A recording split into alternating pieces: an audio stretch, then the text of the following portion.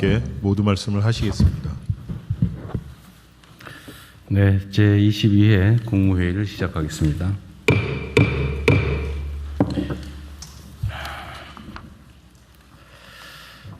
대한민국 민주주의의 새벽을 연 5.18 민주화 운동이 그제 46주년을 맞았습니다.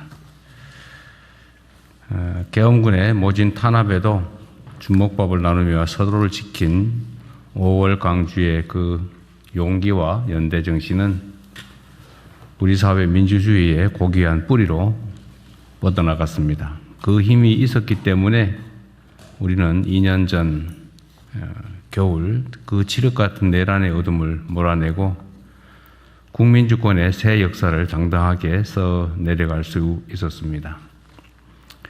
이제 대한민국은 다시 한번 새로운 도전의 문턱에 서 있습니다. 현재 우리 앞에는 성장 동력 약화, 양극화 심화, 국제 질서의 재편, 인구 문제, 지방 소멸 같은 구조적 위기 요소들이 동시에 밀려오고 있습니다. 그러나 그 모진 시련에도 굴하지 않고 서로 굳게 맞잡은 손으로 산업화와 민주화를 차례로 꽃피우며 쉼없이 희망의 길을 열어온 주권자 국민들이 계셨기 때문에 오늘의 위기도 결국에는 미래의 기회로 탈바꿈하게 될 것입니다. 진영과 지역, 세대를 넘어 더 큰 통합과 더 굳건한 연대로 글로벌 초격차 강국으로 도약해 국민의 삶을 제대로 바꿀 수 있도록 함께 힘을 모아주시기 바랍니다. 국민 모두와 함께 그 길을 앞장서서 굳건하게 개척해 나갈 것입니다. 국정의 가장 큰 목표는 국민들의 삶을 실질적으로 개선하는 것이고 정책의 성패는 국민 삶에 실질적인 변화가 있느냐, 얼마나 되느냐로 평가됩니다. 우리 정부가 2주 후면 출범 1년을 맞습니다. 어려운 대내외 환경 속에서 시급한 과제들을 안고 정부 임기를 시작했지만 국민 여러분의 성원과 여러 공직자들의 헌신 덕분에 여러 고비들을 그나마 잘 헤쳐나가고 있다고 자부합니다. 다만 국민의 삶에 더 크고 더 실질적인 변화를 만들어내려면 다시 한번 조심을 되새기고 국정에 임하는 자세를 새롭게 다잡을 때입니다. 특히 선제적이고 적극적인 행정으로 국민들께서 체감하실 수 있는 작은 성과들을 꾸준히 많이 쌓는 노력을 지속해야 합니다. 자주 말씀드리지만 한 방은 없습니다. 단순히 어떤 사업을 했다, 어떤 사업을 기획했다가 아니라 그 정책 결과가 국민의 삶을 어떻게 바꿨는지에 늘 초점을 두어야겠습니다. 국민 삶 개선에 기여한 공직자들에 대한 포상도 또 격려도 아끼지 말아 주시기 바랍니다. 지난주에 80대 어르신이 온열 질환으로 사망하는 안타까운 일이 생겼다고 합니다. 온열 질환 사망 사례는 작년보다 한 달 이상 빠릅니다. 더군다나 기상청에 따르면 올 여름은 평년보다 기온이 더 높을 거라 합니다. 더위가 본격화되기 이전에 관련 정책 전반을 세밀하게 점검해 주시기 바랍니다. 특히 쪽방촌 주민과 독거노인, 5개 노동자 같은 폭염 취약계층에 대한 현장 점검 그리고 지원 대책을 신속하게 또 강력하게 추진해 주기 바랍니다. 그리고 학교 급식 안전 문제를 비롯해서 빗물바지 관리 강화 등 여름철 수해 예방책도 면밀하게 살펴보시기 바랍니다. 자연재난 자체를 근원적으로 막을 수는 없지만 정부의 정성과 노력으로 그 피해는 얼마든지 줄일 수가 있습니다. 국민 생명과 관련된 것은 어느 무엇보다 우선해서 사전 예방에 총력을 기울여 주시기 바랍니다. 그리고 또 추가로 한 말씀을 더 드려야 되겠습니다. 사회 공동체가 제대로 잘 작동하기 위해서는 적정한 선을 잘 지켜야 합니다. 지켜야 할 선들은 여러 가지가 있겠죠. 도덕적 기준도 있겠고, 상식의 기준도 있겠고, 또 뭐 계약상, 규약상 기준도 있겠고, 법률이 정한 기준도 있을 것이고, 또 위반하면 처벌하는 형법이 정한 기준도 있을 것입니다. 그러나 그 중에서도 가장 중요한 것은 상식의 선이겠죠. 금도라고 하는 것도 있습니다. 넘지 말아야 할 선들을 보통 그렇게 얘기하죠. 꼭 법률이 그렇게 정하지는 않았지만 상식적으로 또 우리 국민 모두가 동의하는 적절한 정도, 선 이런 게 있는 것 같습니다. 뭐 상도이라고 표현되기도 하죠. 우리가 사회 공동체를 유지하려면 일정한 이런 선들을 정하게 되고 그 선 안에서는 아주 자유로운 표현이든 행동이든 허용되고 보호도 보장되어야 될 것입니다. 그런데 이 선을 넘는 행위들은 그 자체가 어떤 심각한 문제가 있다기보다는 그게 타인들에게 또 사회에 악영향을 미치기 때문에 그런 것입니다. 공연히 개인들의 또는 어떤 집단들의 불이익을 주기 위해서 그런 선들이 존재하는 게 아니죠. 그 선을 넘어서면 타인들의 피해가, 손실이, 공동체에 피해가 발생하기 때문에 그렇습니다. 최근에 예를 들면 광주 5.18 문제에 대한 표현이나 또는 참혹한 피해자들에 대한 표현, 이런 것들이 어떻게 사람의 탈을 쓰고 그럴 수 있나? 이런 것들이 상당히 많이 벌어집니다. 그것도 그냥 한 개인이 구석에서 또는 몇몇 개인들이 술 먹으면서 하는 소리가 아니고 공개된 장에서 책임 있는 인사들이 조직적, 체계적으로 그런 만행을 저지릅니다. 그게 어떻게 인간사회라고 할 수 있겠어요? 그게 꼭 형법이 정하는 처벌, 제재, 물리적 제재 대상이 아니라고 한들 그렇게 하면 되겠습니까? 사람에게 요구되는 인륜 도덕이라고 하는 것도 있는 거죠. 또 사회적 약자들을 배려하기 위해서 우리가 일정한 특별한 보호를 하기도 합니다. 대표적인 게 단체 행동권, 노동 단결권, 교섭권 이런 거겠죠. 뭐 집회 결사의 자유도 유사합니다. 집회를 허용하는 이유는 예를 들면 자유로운 의사표현을 통해서 개인의 뭐 인격권도 보장하고 또 사회 전체의 자유로운 질서도 보장하는 거지만 거기에 적정한 선을 넘어서 누군가에게 심각한 고통을 가하는 방식으로 악용되거나 남용되면 안 되는 거지 않습니까?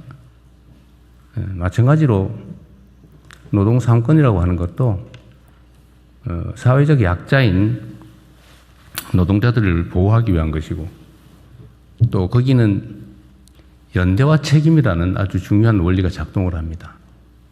오로지 개인 몇몇 사람의 이익만을 위해서 집단적으로 뭔가를 관철해내는 무력을 준 것이 아닙니다.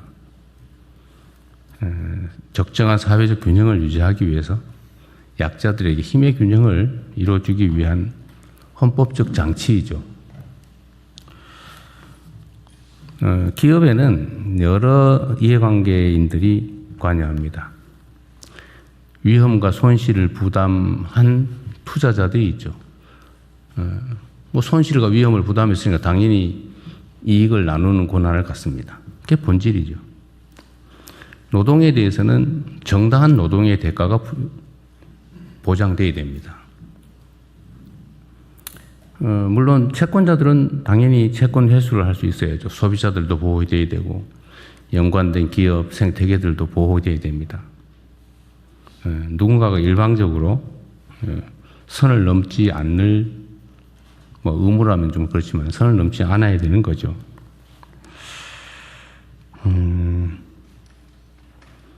그런데 지금 일부 노동조합이 단결권, 단체 행동권을 통해서 단체 교섭을 하고 자신들의 이익을 관철하기 위해서 노력하는 건 좋은데 그것도 적정한 선이 있지 않나 싶어요.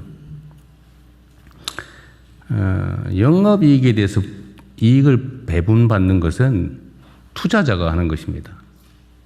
주주가 하는 거죠. 정부조차도 특정 기업들의 성장과 발전에 기여를 합니다. 세금을 깎아주기도 하고 시설 지원을 해주기도 하고 여러 가지 제도적 정비를 통해서 또는 외교적 노력을 통해서 지원하죠. 그런데 이 국민 공동의 몫이라고 할 수 있는 세금도 떼기 전에 영업이익을 일정 비율을 제도적으로 나눠 갖는다? 그건 투자자도 할 수 없는 일이죠. 투자자도 세금을 떼고 당기 순이익에서 배당을 받지 않습니까? 어쨌든 저로서는 약간 이해가 되지 않아요. 어쨌든 이런 문제들도 좀 우리 모두가 한번 고민을 해봐야 될 부분이 아닌가. 결국 이 모든 조정의 최종 책임은 정부에 있는 거죠. 이 사회 구성원들이 적정한 선을 잘 지키고 그 선 안에서 자유롭게 자신들의 권리와 표현을 할 수 있게 하는 것. 그러나 그 선을 넘을 때에 대해서는 사회 전체 공동체를 위해서 모두를 위해서 주어진 책임을 다해야 된다. 그게 정부의 큰 역할이 아닌가 그런 생각이 듭니다. 지금 사회 많은 영역에서 그런 현상들이 벌어지는 것 같아요. 상당히 극단화되는 것 같습니다. 중간이 잘 없어요. 선을 많이들 넘습니다. 이게 당장은 도움이 되거나 이익이 될지 몰라도 길게 보면 결코 그렇지 못할 것입니다. 그런 건 역사가 증명하죠. 우리가 자신들의 개인적 이익을 도모하는 것도 중요하지만 또 그 이면에 존재하는 연대와 책임의식도 좀 되새겨볼 필요가 있지 않을까 그렇게 생각합니다. 언제나 권리에는 의무가 따르고 권한에는 책임이 따르고 그래서 세상 모든 일에는 전부 다 음양이 있는 거죠. 양지만큼 음지가 있고 산이 높으면 골짜기가 깊죠. 뭐든지 지나침은 모자람만 못하다. 한번 생각해보자는 말씀을 드렸습니다. 네, 이상입니다. 이후 회의는 국무총리께서 진행해 주시겠습니다. 네, 현안 토의부터 진행하겠습니다. 중동전쟁 관련 비상국정 운영 및 대응 현황에 대해서 재정경제부 차관, 산업부 장관, 금융위원장, 복지부 차관, 외교부 차관 순서대로 발제해 주십시오. 네, 재경부 거시경제 물가 대응반 보고 드리겠습니다. 먼저 최근 동향입니다.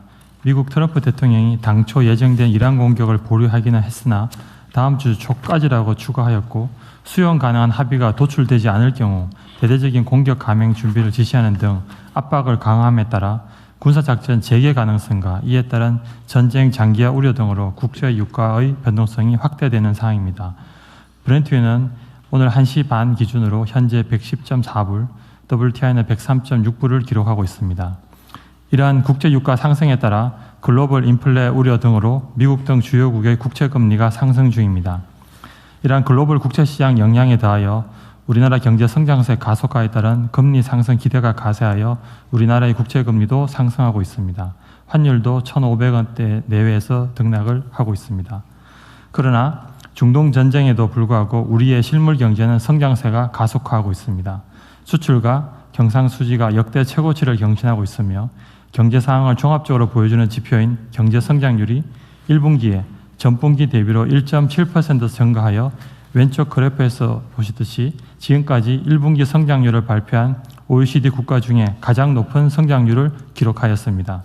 이에 따라 주요 IB는 오른쪽 그래프에서 보듯이 원래 우리나라 경제 성장률 전망치를 최근 2.6%까지 가파르게 상향 조정하고 있습니다. 향후 대응 계획입니다.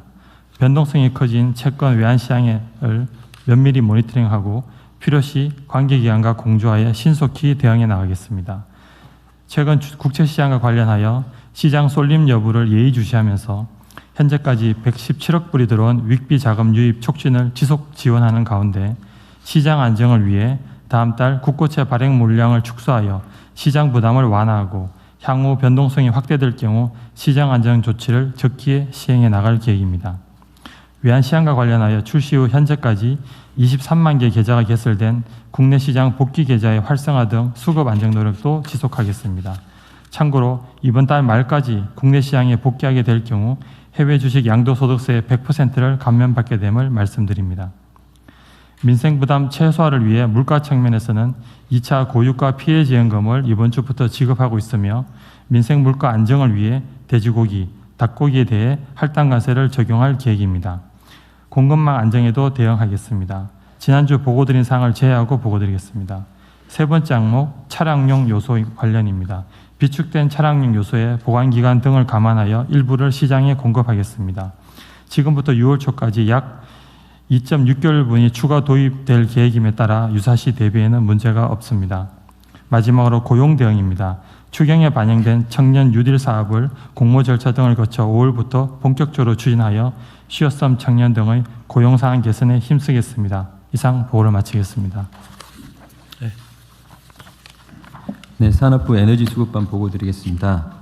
전쟁 발발 82일째인 오늘도 미국과 이란 간의 종전 협상이 교착 상태가 지속됨에 따라 정부는 나프타 석유 등 에너지 분야의 위기 대응 체계를 지속적으로 가동 중입니다. 먼저 대응 상황입니다. 민간이 함께 구축한 위기 대응 시스템이 정착되면서 에너지 수급이 전반적으로 안정된 모습을 보이고 있습니다. 특히 전략경제협력 특사단 확보 물량이 순차적으로 도입되는 가운데 비축유 수합, 물류비 차액 지원이 현장에서 효과적으로 작동하면서 원유는 예년 대비 약 85% 수준을 확보하였습니다. 아울러 석유화학 분야도 나프타 NCC 가동률 상향을 통한 공급 확대, 필수 분야 원료 우선 공급 등을 통해 4월 하순부터는 수급도 점차적으로 안정세를 찾고 있습니다. 한편 최고 가격제가 석유 제품 가격 안정세를 견인하면서 물가와 서민생활 안정에 기여하는 민생 방파제 역할을 톡톡히 수행하고 있습니다. 다음 향후 계획입니다. 중동 전쟁의 불확실성이 지속되고 있어 최악의 상황까지 염두에 두고 대응한다는 자세를 유지하면서 대응하고 있습니다. 원유 나프타의 도입을 안정적으로 지속 확대하고 저희들이 도입한 비축유 수합 제도 등의 조치를 현재의 재정적, 제조적 지원을 지속하겠습니다. 한편 최고 가격제 시행으로 정유사들이 입은 손실에 대해서는 공정하고 객관적인 검증을 통해 정산될 수 있도록 하겠습니다. 5월 중에 손실 보전 기준을 마련하고 전문가가 참여하는 최고액 정산위원회를 구성하여 운영합니다. 한편 지난주 보고드린 바와 같이 이번 6일을 통해 원유, 나프타 등 주요 자원이 산업 공급망의 핵심 원료라는 점을 감안하여 자원 안보 확립 차원에서 석유, 가스 다변화 방안을 마련 중입니다. 유종의 다변화와 함께 정유사들의 비중동산 원유도 원활히 처리할 수 있는 정유 설비 개선에 대한 기술 개발도 지원합니다. 아울러 비축 시설을 증설하고 산유국과의 공동 비축 협력도 지속적으로 확대하겠습니다. 이상 보고를 마치겠습니다. 7월까지 85% 확보하고 있다고 하는데 그럼 그 이후는 어떻게 됩니까? 저희들이 한 3개월 단위로 기준을 하고 있고요. 저희들이 8월 이후에는 상황이 굉장히 좀 불투명한 상황입니다. 저희들이 그래서 거기에 맞춰서 매월 한돌씩 이렇게 파악을 하고 있는 상황입니다. 최악을 대비해서 거기도 플랜을 가지고는 있어야 되겠죠. 네, 그렇습니다. 네. 그다음에 지금 원유 가스 다변화와 관련해서 지금 이제 소위 우리나라는 중진류 중심으로 설비가 돼 있다는 거고 지금 주로 이제 중동 지역이 중진류고 그 외 지역은 경진류들이 많다 그런 것 같아 보니까. 예, 맞습니다. 근데 이게 경진류는 공급이 쉽긴 한데 지금 설비가 안 맞으니 이거를 설비 전환을 지원하겠다는데 이게 지금 얼마나 걸립니까? 이게 지금 생각보다 좀 시간이 좀 걸리겠죠. 걸릴 것 같습니다. 많이 걸릴 것 같은데. 예, 그래서 저희들이 일단 R&D를 먼저 해야 되고요. 이게 R&D부터 해야 돼요. 그럼 몇 년 걸리는 거 아니에요, 그러면? 예, 상당히 오래 걸릴 것 같습니다. 시기적으로는. 하여튼 그런데 전 세계적으로 중동 말고 중진류를 구할 수 있는 곳이 뭐 나름 있지 않겠어요?